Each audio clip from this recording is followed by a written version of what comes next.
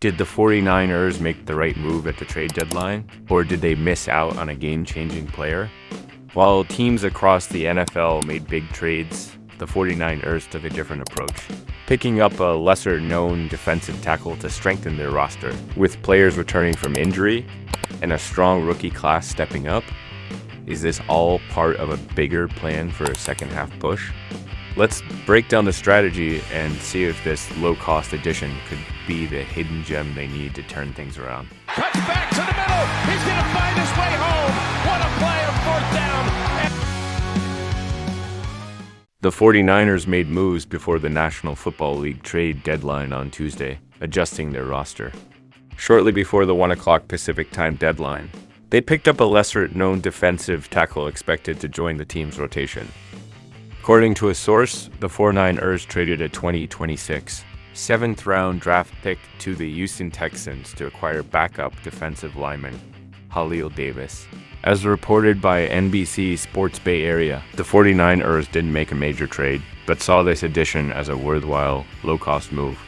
The real impact for the team will likely come from players returning from injury. In the coming days, they may need to free up roster spots for running back Christian McCaffrey and offensive lineman John Feliciano, who are set to return and could suit up this Sunday against the Tampa Bay Buccaneers in Week 10. Additionally, linebacker Dre Greenlaw, defensive lineman Yetur Gross-Matos, and safety Talanoa Hufanga might rejoin the team over the next few weeks. General Manager John Lynch and Coach Kyle Shanahan considered both the short and long-term impacts of potential trades, ultimately deciding that no larger deal fully met their requirements. When I think of the trade deadline with this team, I think our strongest trade deadline is all these guys who've been on IR. Lynch said on NBC Sports Bay Area's 49ers game plan last week. I think we're going to get bolstered by that. Under Lynch's leadership, the 49ers have been active at the past trade deadlines. Since 2017, they swung in-season deals to acquire Jimmy Garoppolo, Emmanuel Sanders, Jordan Willis, Charles Omenihu, Christian McCaffrey, Randy Gregory, and Chase Young. Add Davis' name to the list. If we see a fit that can improve our football team, we won't hesitate to get it done, Lynch said last week. The low-level move seems to indicate that the 49ers believe the pieces are already in place for the team. To turn things around and make a push in the second half of the season, currently, the 49ers hold a disappointing 4-4 record with 9 games remaining, and the only reinforcements expected will come from players on the injury list. In many ways, the 49ers' success in the 2024 NFL drives the value of holding on to their selections. 7 of their 8 draft picks have been active in games, while their 8th pick, offensive lineman Jarrett Kingston, was claimed off waivers by the Carolina Panthers before the regular season started. He has appeared as a backup in their past 3 games.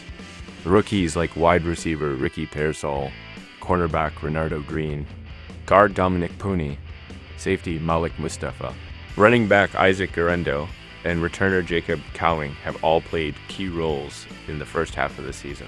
These draft picks are increasingly valuable to the 49ers because each is on a 4-year contract with a manageable salary cap hit in future seasons. With rising salaries for many of their top players and the likely upcoming big contract for quarterback Brock Purdy, the 49ers need young players on their first contracts to balance their financial situation. The 49ers have 7 scheduled draft picks for the 2025 NFL Draft, including 2 third-round selections and none in the 5th round. They are also likely to receive 3 additional compensatory picks. By acquiring Davis, the 49ers have preserved all of their draft capital for next year. One could argue that they should have pursued a trade for a higher-profile player, but the 49ers have found success with under-the-radar additions. They hope Davis will contribute to the rotation behind starters Malia Collins and Jordan Elliott. Davis joins a group of backup defensive tackles, including Kevin Givens, Kalia Davis, and last season, Khalil Davis recorded 2 sacks. And this season, he has 9 tackles and 1 sack over 172 defensive snaps. He comes from a similar system under Houston's head coach, DeMeco Ryans, who was previously the 49ers defensive coordinator. The 49ers should get another boost to their defensive line with Gross-Matos. due back in the coming weeks from a knee procedure.